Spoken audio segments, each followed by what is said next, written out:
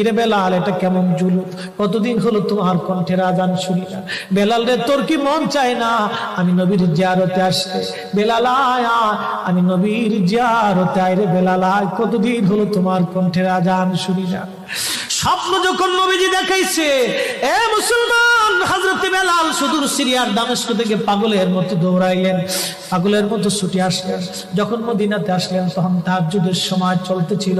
তাহাজ্জুদের সময় চলার সময় হযরত বেলাল রাদিয়াল্লাহু আনহু কাঠের জালি দিয়ে তখন রওজা শরীফ ঘিরে রাখা ছিল। ওই জালির পাশে বসে বসে জালির সঙ্গে মাথা ঠেকাইয়া নবীর পাগল বসে বসে গুনগুন গুনগুন করে কাঁদে আর বলে, হুজুর আপনি আসতে বলেছিলেন, গোলাম এসে হাজির হয়েছে। নবী গো, আজান দিতে বলেছেন, আমি আজান দিলে আপনি আগে নামাজে আসতেন, এখন আজান দিলে কি নবী আপনি নামাজে আসবেন? হুজুর এখন আজান দিলে কি আপনি নবী নামাজে আসবেন?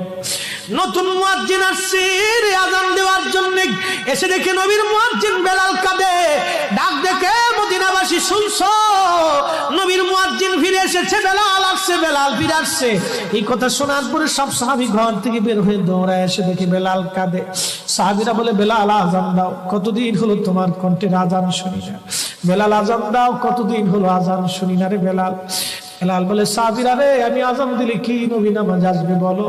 সালমান ফারসি রাদিয়াল্লাহু আনহু ডাক দেখে, সাহাবীরা আমাদের কথাই বেলাল আজান দিবে না, তোমরা যাও দেখো হাসান আর হুসাইন দুইজন ঘরের মধ্যে আছেন।